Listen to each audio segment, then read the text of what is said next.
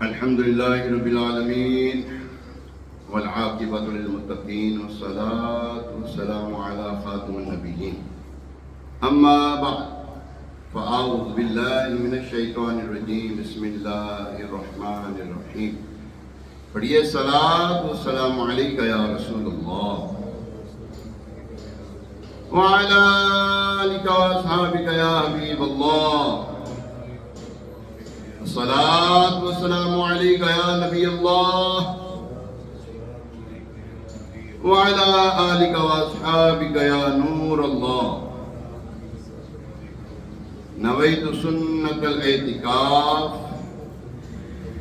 پیارے آقا مدینے والے مصطفیٰ واللیل کے زلف والے والضحیٰ کے چہرے والے علم نشرہ کے سینے والے ید اللہ کے ہاتھوں والے حضور پر نور شافع یوم النشور صلی اللہ تعالیٰ علیہ وآلہ وسلم پر درود و سلام پڑھنے کے بے شمار فضائل بڑی برکتیں ہیں، اور درود پاک کی جو برکتیں ہیں اس کے کیا کہنے کہ اللہ تبارک و تعالیٰ نے نبی پاک علیہ السلام پر جو رحمتوں کا جو برکتوں کا نزول فرمایا ہے، درود پاک ایک اس کا ذریعہ ہے۔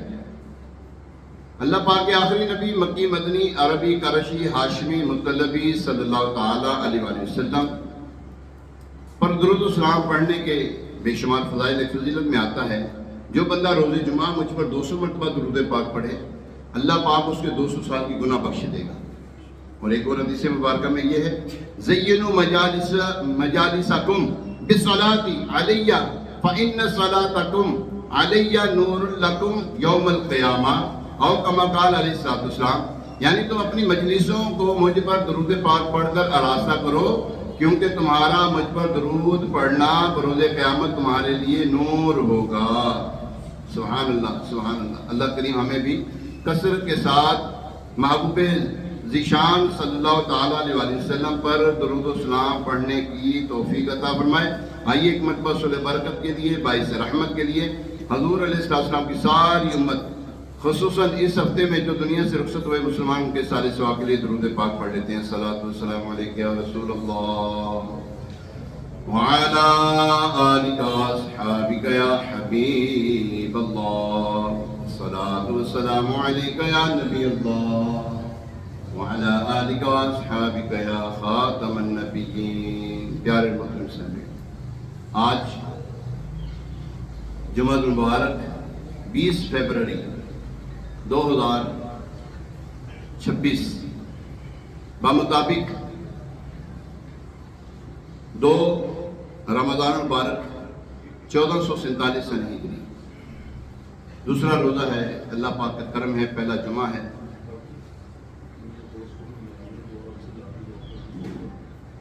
اللہ کریم سے دعا کرتے ہیں ہمارے سونی بھائی کی جو دوست دنیا سے رخصت ہو گئے ہیں، اور جو بھی دنیا سے مسلمان رخصت ہوئے ہیں، اللہ پاک سب کی مغفرت فرمائے۔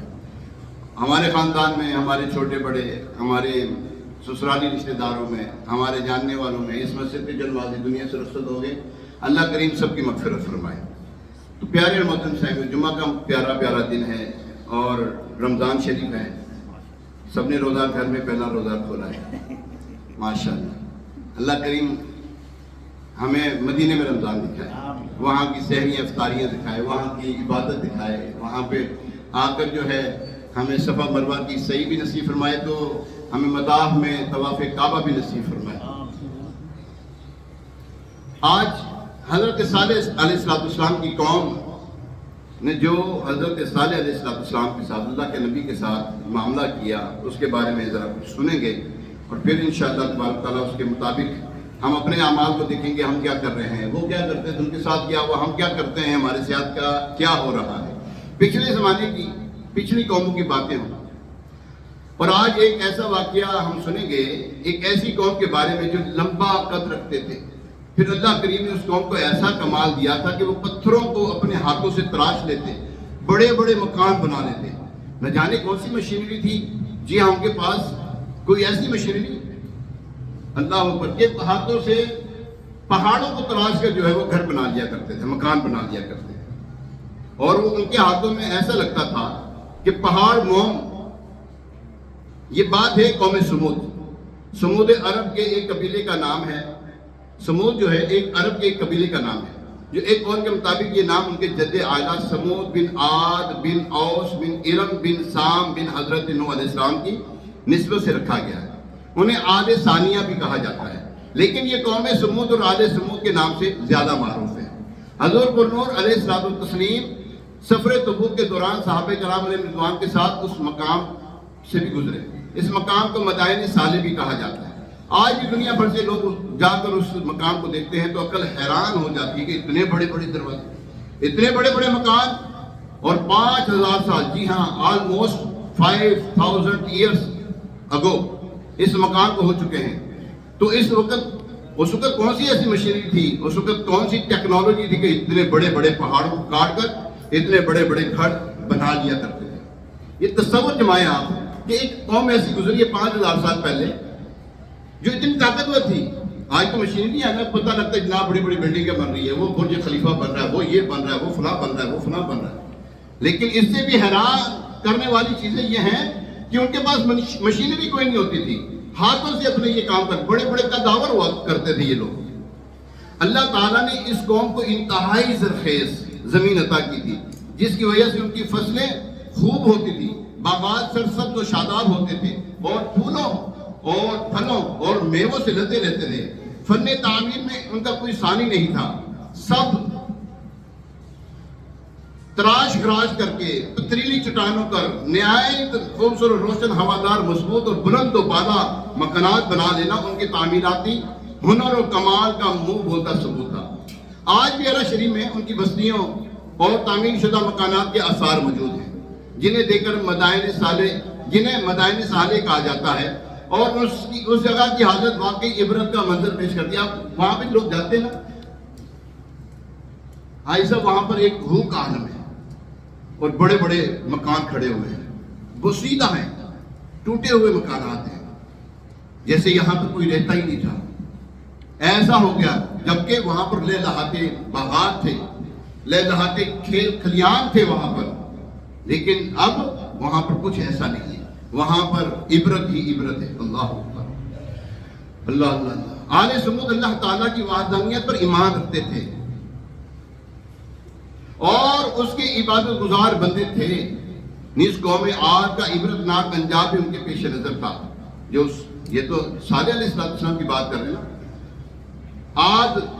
قوم عاد جو ہے اس کا بھی عبرت ناک انجام جو ہوا تھا ان کے سامنے تھا، جس سے ڈر کر یہ اللہ کی نافرمانی سے بہت بچتے تھے، لیکن گزرتے وقت کے ساتھ نعمتوں کے بہتات کے ساتھ جہاں ان میں غفلتوں کی جہالت بھری اور یہ لوگ کفر و شرک کی نحوست کا بھی شکار ہو گئے۔ ہمارے یہاں پر بھی یہی ہو رہا ہے۔ پہلے کوئی اتنے وسائل نہیں ہوتے تھے، بھائی صاحب اتنے وسائل نہیں ہوتے تھے، لیکن سکون ہوتا تھا، عبادت ہوتی تھی، گھروں سے قرآن کی تلاوت کی آوازیں آیا کرتی تھی، لوگ نعتیں پڑھا کرتے تھے، ذکر و اذکار کرتے تھے، بڑے بوڑھے جوان مسجد میں نماز پڑھا کرتے تھے۔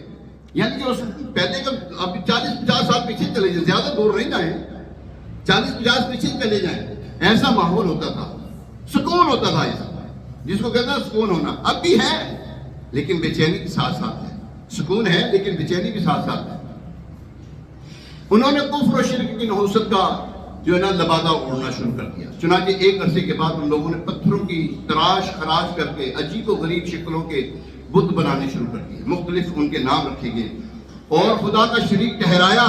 عبادت الہی کو چھوڑ کر یہ بدبخت بھی بتوں کی عبادت میں مصروف ہو گئے۔ رفتہ رفتہ انہی کی پیروی میں چند افراد کے علاوہ پوری قوم نے اس دلدل میں یعنی کفر و شرک میں بت پرستی کے دلدل میں چھلانگ لگا دی۔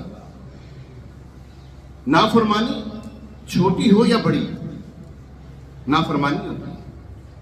باپ کو کہہ دینا اب بھائی میں کوئی نہیں کام کرتا، یہ بھی نافرمانی ہے۔ اب بھائی یہ کام کرا دو، یہ بھی نافرمانی ہے۔ جبکہ ماں باپ آپ کو کہہ رہے ہیں تو آپ کو کرنا چاہیے، کسی اور پر نہیں ڈالنا چاہیے، یہ بھی نافرمانی ہے۔ پھر اس سے بڑی بڑی نافرمانی ہے، جب یہاں چھوٹی چھوٹی نافرمانیوں سے پھر بندہ بڑی نافرمانیوں تک چلا جاتا ہے۔ ہمیں اللہ تعالیٰ نے کیا کچھ نہیں دیا ہوا، ہم فی زمانہ ہم دیکھیں کیا کچھ نہیں ہمارے پاس، ہر کچھ ہے۔ الیکٹرک واشنگ مشین ہمارے پاس ہے، ہاتھ سے کپڑے نہیں دھونے پڑتے ہیں، وغیرہ ہمیں یاد ہے ہم ہاتھ سے کپڑے دھوتے تھے، ٹھیک ہے.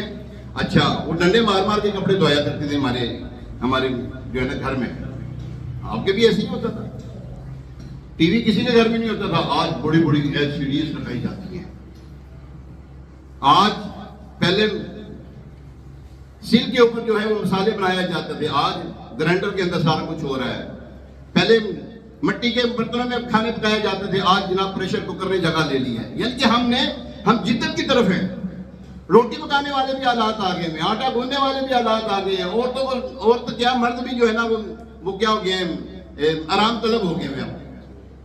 تو پیارے محترم صاحب, ہم نے اتنی آسائشوں کی بات تو چاہیے تو یہ تھا کہ ہم اللہ کی عبادت زیادہ سے زیادہ کریں, اللہ کو زیادہ سے زیادہ یاد کریں.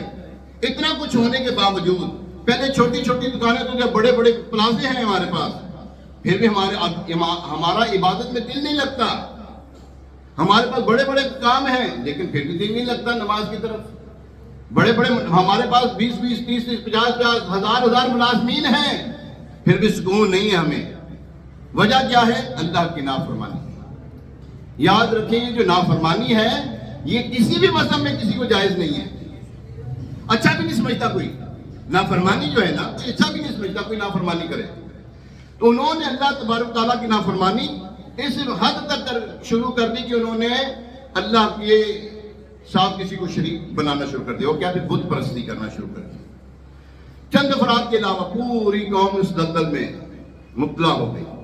دولت کی فراوانی, سہولت کی کثرت, دنیاوی نعمتوں کی بہتات, آسودہ زندگی یعنی کہ سکون والی زندگی, خوبصورت باغات, عیش و مستی کے شب و روز, کھانے پینے کی لذتیں اور امن و امان کے سائے اکثر و بیشتر انسان کو غفلت کا شکار کر ہی دیتی ہیں. یہ جتنی بھی چیزیں ہیں انسان کو غفلت میں ڈال دیتی ہیں, انسان غفلت کا شکار ہو جاتا ہے. حضرت صالح علیہ السلام اللہ کے نبی جو اس قوم پر مبعوث کیے گئے, انہوں نے ان کو سمجھایا, ان کو جھنجھوڑا اور فرمایا کیا تم یہاں دنیا کی نعمتوں میں امن و امان کی حالت میں چھوڑ دیے جاؤ گے؟ باغوں اور چشموں میں اور کھیتوں اور کھجوروں میں جن کے شگوفے نرم و نازک ہوتے ہیں. ایک جگہ فرمایا جس کا ترجمہ ہے اور تم بڑی مہارت دکھاتے ہو پہاڑوں میں اسے گھر تراشتے ہو, تو اللہ سے ڈرو اور میری اطاعت کرو اور حد سے بڑھنے والوں کے کہنے پر نہ چلو, وہ جو زمین میں فساد پھیلاتے ہیں اور اصلاح نہیں کرتے. یہاں پر اصلاح نہیں کرتے ہیں, فساد پھیلانے والے فساد پھیلا رہے ہیں, پوری قوم کو لگا دیتے ہیں. جناب 3 دن آپ کے اوپر گناہ حلال ہو گیا, الیاذ باللہ تعالی, اور ہماری قوم غرق ہو گئی اس کے اندر, ہماری قوم مبتلا ہو گئی اس کے اندر. کیا بچہ, کیا جوان, کیا بوڑھا, کیا عورتیں, کیا مرد, سب اس میں جناب طوفان بدتمیزی مچا رہے ہیں اس وقت. ہمیں کوئی چھوٹ دے دے ہم تو بالکل جناب بے باک ہو جاتے ہیں. کوئی 3 دن کے نام پر کوئی دین کا بھی فیسٹیول چلاؤ نا ذرا, کوئی دین کے نام پر کوئی 3 دن کا پوری یعنی کہ اپنی سرکاری سطح پر کوئی فیسٹیول لگاؤ نا, کوئی ایسا کہ جناب دین کے نام پر 3 دن فیسٹیول ہوگا, نعتیں ہوں گی, تلاوت کلام پاک ہوگی, سارے کیا چھوٹے کیا بڑے, کیا بچہ کیا بڑا, کیا بوڑھا کیا جوان, کیا مرد کیا عورت, سارے قرآن ہی پڑھیں گے. یہاں پر آجو سارے, کتنے آئیں گے بولیں؟ کیا ہے یہ؟ ہمارے پاس وقت نہیں ہے, اور ایسے کاموں کے لیے ہمارے پاس جناب وقت ہے, وقت نہیں پیسہ بھی ہے. وہ لوگ جو راشن کے لیے کتاروں میں کھڑے ہوتے تھے انہوں نے بھی لاکھوں روپے اجاڑے اس میں, اس فیسٹیول میں. اللہ پیارے محترم صاحب, حضرت صالح علیہ السلام نے انہیں سمجھایا اب نبی کوئی نہیں آئے گا, لیکن یہ دین کا علم پہنچانا, نیکی کی دعوت دینا, برائیوں سے منع کرنا, یہ اب قوم کے ہمارے ہاتھ میں ہے. بلغوا عنی ولو آیا, او کما قال علیہ السلام, نبی پاک علیہ السلام نے فرمایا پہنچا دو میری طرف سے خواہ ایک آیت کیوں نہ ہو. آپ نے کوئی قرآن پاک کی آیت پڑھی, ٹھیک ہے, اس کی آپ نے فضیلت پڑھی, آپ آگے بتائیں لوگوں کو, نماز کے لیے دعوت دیں لوگوں کو, برائی سے خود بھی بچیں دوسروں کو بھی بچائیں. ہمارے پر عذاب نہیں آئے گا. پھر ہمارا المیہ یہ ہے کہ ہمارے یہاں پر حال یہ ہے کہ جناب سارے گناہ میں ملوث ہو جاتے ہیں. کیا عوام کو کیا خواص, مجھے پتہ لگا, میں نے دیکھا بھی, یعنی کہ سوشل میڈیا کا دور ہے نا, اب تو لک چھپ کے کوئی کام نہیں ہوتا. ہم تو سوشل میڈیا وہ کہتے ہیں نا, پہلے ہوتا تھا نیکی کر دریا میں ڈال, نیکی کر اور یہاں پہ اب کیا حال ہے؟ نیکی کا سوشل میڈیا پہ ڈال، نیکی کیا گناہ کے کام بھی سوشل میڈیا پہ۔ خدا کے بندوں، خدا کا خوف کرو۔ ایک تو گناہ کرنا، اللہ کی نافرمانی، اور اس کو وائرل کرنا، اس کو عام کرنا، اس سے بڑی نافرمانی۔ ہم جو گناہ کے کام ہو رہے ہوتے ہیں اس کو آگے بھیج رہے ہوتے ہیں، جو گانے باجے ناچ گانے آگے بھیج رہے ہوتے ہیں۔ اللہ کے بندو، کیا ہے اس قابل ہمارے جسم کے اللہ تبارک تعالیٰ کا عذاب سے سکے؟ ابھی گرمی آئے تو ہمارے سے ابھی سردی گزری، سردی برداشت نہیں ہوتی، گرمی آئے تو گرمی برداشت نہیں ہوتی، پھر کیوں ایسے ہم اعمال کرتے ہیں، ایسے افعال کرتے ہیں کہ جو اللہ کی نافرمانی والے ہوتے ہیں؟ حضرت صالح علیہ السلام نے اپنی قوم کو سمجھایا، اے میری قوم نہ کرو، باز آ جاؤ اس کام سے، اگر نہیں کرو گے تو ڈر ہے کہ عذاب آئے۔ تو وہ بے باک ہو کے کہتے ہیں، اے صالح، اگر تم اللہ کے نبی ہو تو لاؤ عذاب جس کا تم وعدہ کرتے ہو، لاؤ نا۔ ایسے ڈھیٹ ہو گئے، لاؤ عذاب اپنا۔ آج ہم بھی کہتے ہیں اور یار دیکھی جائے گی، اور دیکھی جائے گی یار، دنیا میں آئے 4 دن کی زندگی موج کر لو یار، دیکھی جائے گی، پھر یار دیکھی جائے گی۔ ایسے بے باکانہ جملے بولتے ہیں لوگ۔ اللہ اکبر، پیارے محترم سامعین، اللہ تبارک تعالیٰ نے قرآن پاک میں اس کا ذکر یوں فرمایا، اے میری قوم، بھلائی سے پہلے برائی کی جلدی کیوں کرتے ہو؟ تم اللہ سے بخشش کیوں نہیں مانگتے؟ ہو سکتا ہے تم پر رحم کیا جائے۔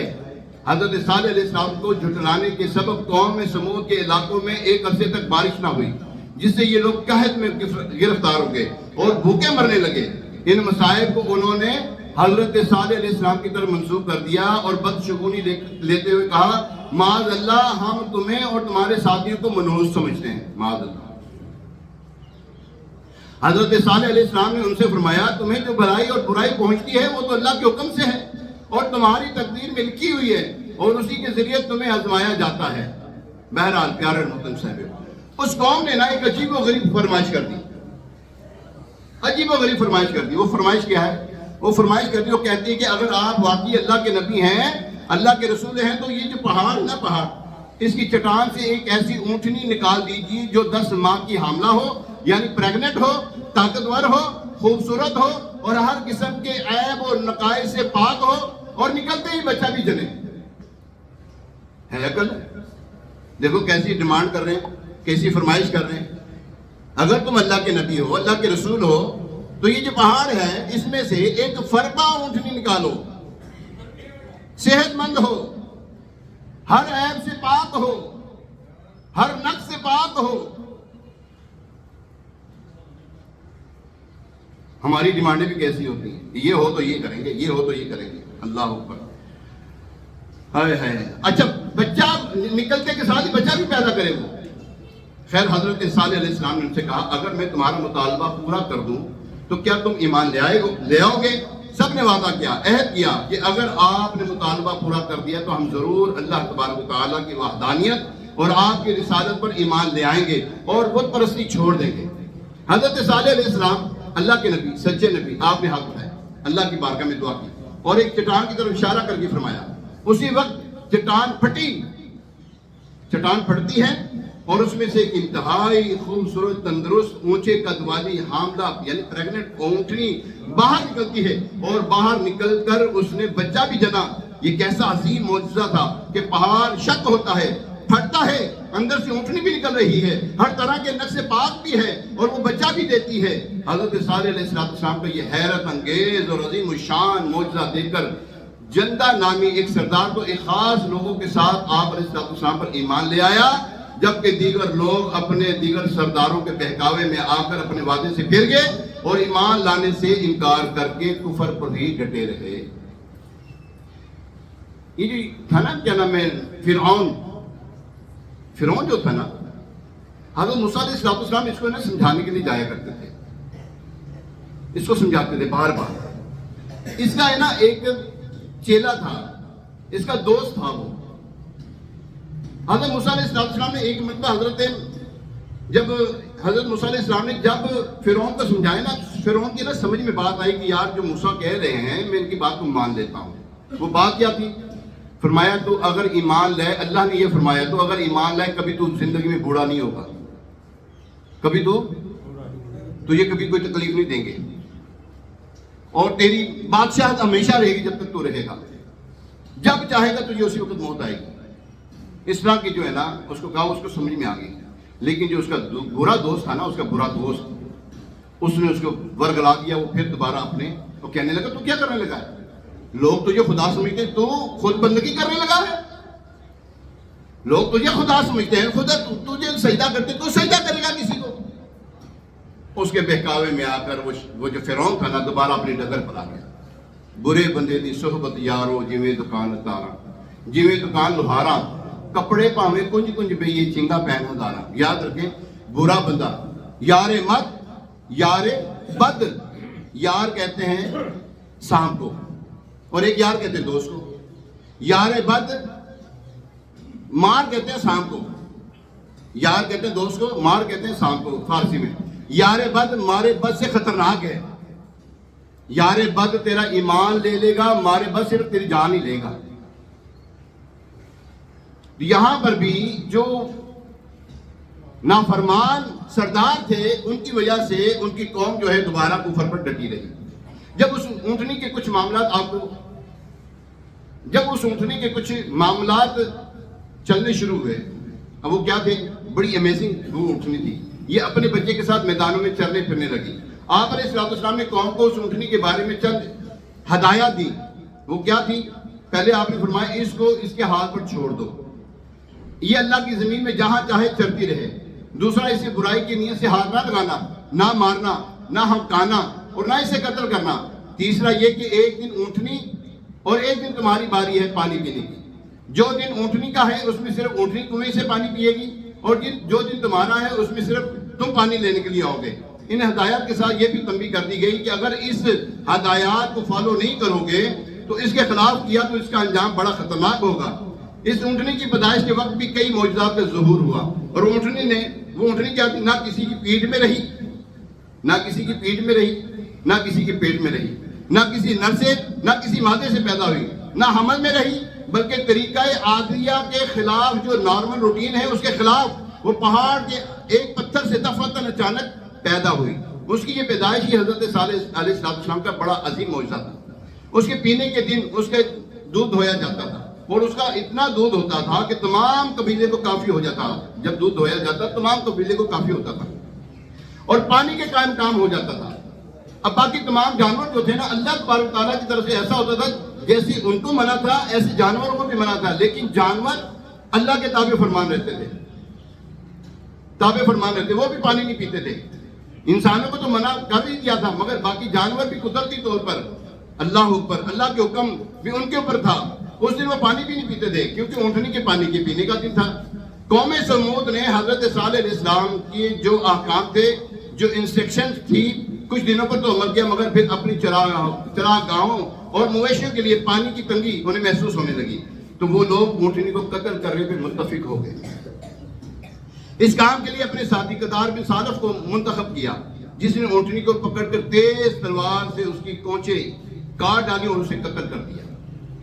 اونٹنی کو قتل کرنے کے بعد ان لوگوں نے سرکشی میں اور اضافہ کر دیا. چنانچہ اس جرم کا ارتکاب کے بعد حضرت صالح علیہ السلام کے پاس آئے اور کہنے لگے، اے صالح، اگر تم رسول ہو تو وہ عذاب لے آؤ جس سے تم ہمیں ڈراتے تھے. اونٹنی کے قتل کے بعد حضرت صالح علیہ السلام نے بطور خبر دینے کی ان سے فرمایا، اپنے گھروں میں 3 دن رہو. اپنے گھروں میں 3 دن تک جو دنیا کا عیش و عشرت کرنی ہو کر لو.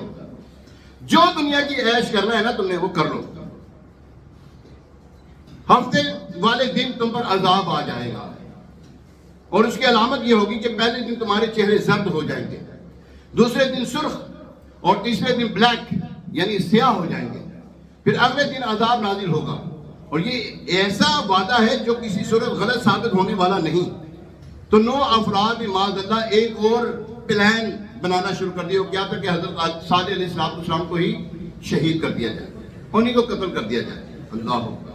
چنانچہ سب قسمیں کھا کر کہنے لگے، ہم رات میں حضرت صالح علیہ السلام کے گھر پر حملہ کر کے انہیں ان کے اہل و عیال کے سمیت شہید کر دیں گے. اس کے بعد آپ علیہ السلام کے کسی وارث نے قصاص یا دیدیت کا مطالبہ کیا تو کہہ دے کہ ہم نے تو قتل کیا ہی نہیں، اور نہ ہی ہمیں معلوم ہے قاتل کون ہے. اس قول اقرار کے بعد انہوں نے اپنی سازش پر عمل درآمد کی تیاری شروع کر دی. اب ہوا یہ کہ رات کے وقت حضرت صالح علیہ السلام اپنے گھر میں عبادت میں مصروف تھے. حضرت عبداللہ بن عباس رضی اللہ تعالیٰ عنہ فرماتے ہیں، اللہ پاک نے اس رات حضرت صالح علیہ السلام کے مکان کی حفاظت کے لیے فرشتوں کو معمور فرما دیا۔ جب یہ 9 شخص ہتھیار اٹھا کر تلواریں لیے حضرت صالح علیہ السلام کے دروازے پر پہنچے، فرشتے انہیں پتھر مارتے، پتھر لگتا تو لیکن مارنے والا نظر نہ آتا، یہاں تک کہ ان سب یعنی وہ جو سب کے سب 9 افراد تھے ہلاک کر دیے گئے۔ ایک اور نشانی، ایک اور میسج اس قوم کو مل گیا تھا کہ اللہ اکبر، کہ اللہ کے نبی کے ساتھ، رسول کے ساتھ نافرمانی نہ کرو، اللہ کی نافرمانی نہ کرو، لیکن وہ نہ باز آئے۔ اب مہلت کا پہلا دن آیا تو واقعی ایسا ہو کہ ان کے جو چہرے تھے، پوری قوم کے چہرے جو نافرمان تھے ان کے چہرے زرد ہو گئے۔ جب رات شام کا وقت ہوا نا، جب سارا دن گزر گیا، کہنے لگے آپس میں اکٹھے ہو کر کہ یار ہمارے چہرے زرد ہو گئے، چلو اب کل دیکھتے کیا ہوتا ہے۔ اب کیا کرنا چاہیے تھا ان کو؟ ہونا کیا چاہیے تھا؟ ڈر جاتے ہی یار اللہ کا وعدہ پورا ہو رہا ہے، اللہ کا وعدہ آ رہا ہے، اللہ کا عذاب آ رہا ہے ہم پر، لیکن وہ کہنے لگے چلو کل دیکھتے کل کیا ہوتا ہے۔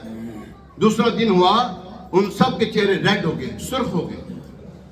اللہ اوپر شام کے وقت کہنے لگے مہلت کے 2 دن تو گزر گئے، چلو تیسرے دن دیکھتے کیا ہوتا ہے۔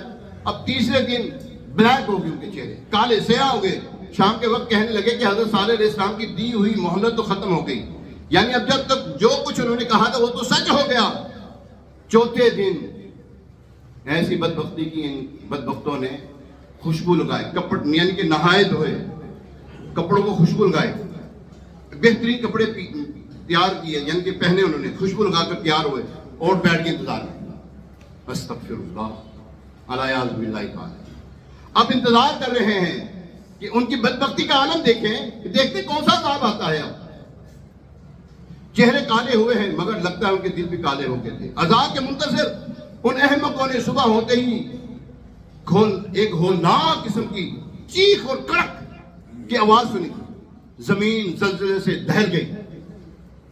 اللہ اکبر، یہ لوگ تباہ و برباد ہو گئے۔ ایسے زلزلہ آیا اور ایسے برباد ہو گئی جیسے جانوروں کے پاؤں کے نیچے بکثرت گھاس نہیں آ جاتی، خراب گھاس ہو جاتی ہے، اس طرح روندی ہوئی گھاس کے ریزہ ریزہ ہو جاتی کہ عذاب کی شدت کا عالم یہ تھا کہ قوی و توانا ہونے کے باوجود عذاب کے وقت وہ لوگ کہیں نہ بھاگ سکے، کہیں نہ بھاگ سکے، کھڑے بھی نہ ہو سکے۔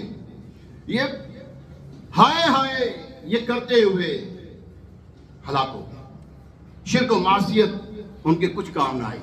اللہ کی نافرمانی نے انہیں ایک لہلہاتے باغات اور ایک عظیم و شان جو ان کو رہائش دی ہوئی تھی، رہنا سہنا دیا ہوا تھا، وہ سب برباد ہو گئے۔ یاد رکھیں پیارے محترم، آج ہمارے سامنے ہمیں اللہ تعالیٰ نے بڑا کچھ دیا ہے، بہت کچھ دیا، خدا کی قسم کروڑوں سے بہتر ہے، ہم کروڑوں سے بہتر ہیں۔ دیکھیں وہ بھی لوگ ہیں جن کے پاس ایک تو نا جھگی والے، کہتے ہیں جھگیاں والے، جن کے پاس جھگیاں بھی نہیں ہیں، سڑک پہ رہتے ہیں، پرسان حال کوئی نہیں ان کا۔ ہم تو ان سے کروڑوں بہتر ہیں، ہمارے پاس اپنے گھر ہیں، ہمیں رہائش ہے، کرائے کے ہیں، بھلے ہیں تو صحیح نا، مال یعنی کہ دکان چھوٹی ہے تو صحیح، مال ہے کم تو ہے، کیا ہو گیا، رزق حلال مل تو رہا ہے نا، شکر ادا کریں، یہ اللہ کرا شکر۔ یہ رمضان اللہ فرماتا ہے، محبوب علیہ السلام فرماتے ہیں اگر اللہ تبارک و تعالیٰ کو یہ اس امت پر رحم نہ آتا نا تو اللہ کریم کبھی اس امت کو نہ رمضان دیتا نہ سورہ اخلاص دیتا کبھی۔ یہ سورہ اخلاص کا دینا اور رمضان کا آنا یہ اس بات کی نوید ہے، اس بات کی دلیل ہے، اس بات کی خوشخبری ہے، اے لوگو اللہ ہم سے راضی ہے، اللہ ہم سے، اور اللہ بڑا کریم ہے یار، اللہ بڑا کریم ہے۔ دن رات گناہوں میں بسر کرتے ہیں، اللہ تعالیٰ کی صراحت نافرمانیاں کر رہے ہیں، صراحت ایک تو نہ گھر میں چھپ کر گناہ کرنا، صراحتاً پبلک میں آ کر دمکے کی چوٹ پر سرکاری سطح پر نافرمانیاں کر رہے ہیں، پھر بھی اللہ تعالیٰ ہمارا چہرہ بگاڑ نہیں رہا، پھر بھی اللہ تبارک و تعالیٰ ہمارا رزق بند نہیں کر رہا۔ اور اللہ کے بندو شکر ادا کرو کہ محبوب علیہ السلام کے صدقے اللہ تعالیٰ نے ہمارے عیبوں کو چھپایا ہوا ہے۔ وہ حسن رضا خان حسن رحمت اللہ تعالیٰ لکھتے ہیں نا، آج جو عیب کسی پر نہیں کھلنے دیتے،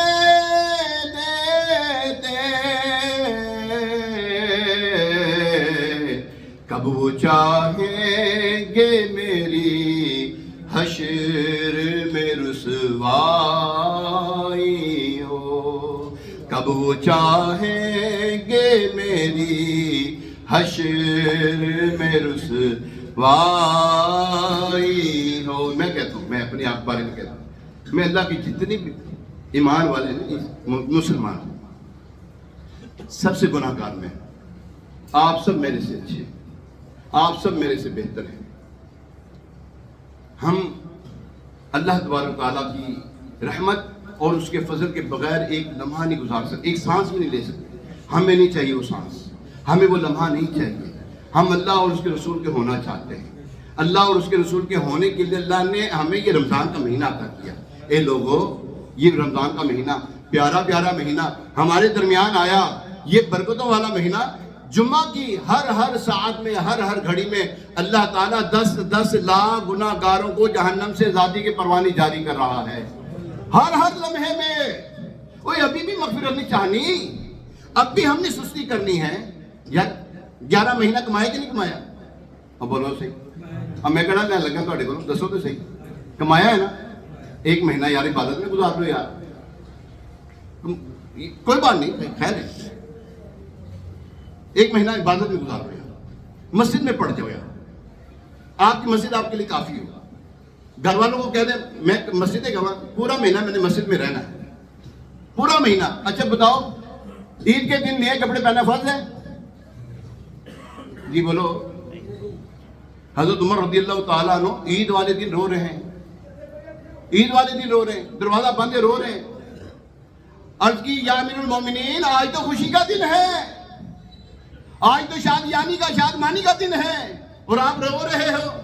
فرمایا اے لوگو، خوشیاں تو وہ منائے جس کو یہ کنفرم ہو گیا کہ میں نے جو عبادت کی وہ قبول ہو گئی ہے، اور خوشی تو وہ منائے نا کہ جس کو یہ معلوم ہو گیا کہ یار میں نے جو رمضان کی عبادت کی وہ قبول ہو گئی ہے۔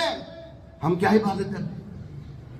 ایک تو عبادت بھی نہیں ہو پاتی، اور جناب پھر اجلے کپڑے پہننا، یہ جناب ٹھاٹ باٹ، یہ جناب بہترین سوٹ ہونا چاہیے، یہ ہونا چاہیے، وہ ہونا چاہیے، کرنا چاہیے، لیکن ساتھ عبادت بھی تو اجلی ہونی چاہیے یار، ساتھ عبادت بھی تو یار دیدنی ہونی چاہیے یار۔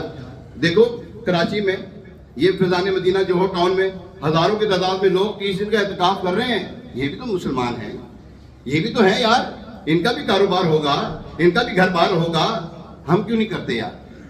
ہمارے لیے بھی کوئی ایسا رمضان آئے۔ یہ رمضان غنیمت جانے، اگلا ابھی چند دن پہلے ہمارے ایک رشتہ دار، ابھی سونی بھائی بتا رہے ہیں، ان کا کوئی دوست فوت ہو گیا، ان کی رشتے کوئی کزن جو ہے ان کی فوت ہو گئی، ہمارے خاندان میں دنیا میں سے رخصت ہو گئے۔ رمضان ان کو پایا ہی، ان کو ملا ہی نہیں رمضان۔ شب برات میں پتے کٹ گئے، کہتے نا شب برات کا پتا چڑھ گیا سی یار، ہمارا بھی نہیں پتہ لگنا اللہ رمضان نصیب ہونا کہ نہیں ہونا۔ اور یہ زندگی میں یہ لمحات بار بار آیا نہیں کرتے۔ اللہ کے بندو عبادت کرو، نمازیں پڑھو۔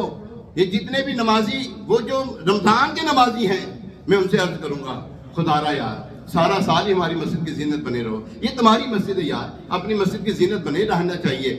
صرف یہ نہیں کہ رمضان میں ہم نے نماز پڑھنی ہے، آگے پیچھے بھی نماز فرض ہے، صرف یہ نہیں کہ رمضان میں فرض ہے۔ آؤ یار، آئے ہو آتے رہو یار، ہم یہ نہیں کہتے ہو ایک ہی کرنا پہ ہے کہ نہ نہ نہ، کوئی بھی نہ کہے، کوئی آپ کو نمازی نظر آئے نا کہ شاید قرآن یعنی کہ رمضان کا ہی ہو، آگے ہے اور ساڑھی جگہ تو ساڑھی جگہ تے آگے پہنا نہ موسٹ ویلکم، آؤ یار آؤ بیٹھو، اس کو اتنی اپنائیت دو کہ یار وہ آنا شروع ہو جائے۔ یار ہمارے یہاں پہ جھاڑنا شروع کر دیتے ہیں، نہ یار اس طرح نہ کرو، عبادت کرو یار، اللہ کو راضی کرو، قرآن پاک کی تلاوت کرو۔ یہ تراویاں ہو رہی ہیں، تراویاں پڑھو یار، ہیں قرآن پاک پڑھا جا رہا ہے۔ حضرت امام اعظم ابو حنیفہ رضی اللہ تعالیٰ 60 قرآن پاک رمضان میں ختم کرتے، 61 قرآن پاک رمضان میں ختم کرتے تھے مکمل۔ بھائی صاحب 60 قرآن پاک رمضان ہی، ہم بھی تو کر لیں یار، پورا ایک ہی قرآن پاک ختم کر لیں۔ اور چلو یار پورا نہیں تو آدھا قرآن پاک ہی پڑھ لیں یار، بڑے صحیح تلفظ کے ساتھ۔ اس کا طریقہ میں بتاؤں گا، ہماری یہ ماشاءاللہ امام صاحب ہیں، حافظ صاحب ہیں، قاری صاحب ہیں، آپ ان کے پاس آ جائیں، ٹھیک ہے؟ یا آپ کی جو مسجد ہے وہاں پہ بیٹھ جائیں، ان کو کہ کل سے میں قرآن پڑھنا چاہ رہا ہوں، آیا بھیا آؤ سیکھ لو، کون منع کرے گا آپ کو؟ کوئی نہیں منع کرے گا، آؤ تو صحیح سیکھنے کے لیے۔ دعوت اسلامی کا پیارا پیارا دینی ماحول آپ کو یوں ہی بلا رہا ہے، آؤ یار دعوت اسلامی میں آؤ یار، آؤ دین کو آگے بڑھانے کے لیے آپ ہماری مدد کریں یار، آؤ دعوت اسلامی کو آگے پہنچائیں یار، لوگوں تک پہنچائیں۔ جو نمازی نہیں ہیں ان کو نمازی بنائیں یار، جو روزے نہیں رکھتے یار ان کو روزے کی ترغیب دلاتی ہے یار، جو نیک امال نہیں کرتے ان کو نیک امال کی ترغیب دیتے ہیں۔ چہرے پہ داڑھی کا سجانا یہ واجب ہے، چہرے پہ داڑھی کا سجانا، ایک مٹھی سجانا واجب ہے، اس کا گھٹانا حرام، جہنم میں لے جانے والا کام۔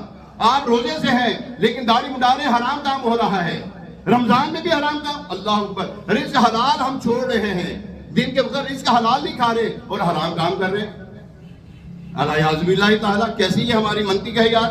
اللہ کریم ہمیں عمل کی توفیق عطا فرمائے۔ رمضان غنیمت جاننے کے، رمضان ہم سے راضی ہو کر رخصت ہو، عبادت کریں، نمازیں پڑھیں، قرآن پاک کی تلاوت کریں۔ مدنی چینل پہ مدنی مذاکرے چل رہے ہیں، عصر کے بعد بھی اور تراویح کے بعد بھی مدنی مذاکرہ ہوتا ہے، ضرور دیکھا کریں۔ اللہ کریم عمل کی توفیق عطا فرمائے۔ ابھی اذان ہوگی، اس اذان کا جواب ہے، دوسری اذان کا جواب نہیں ہوتا۔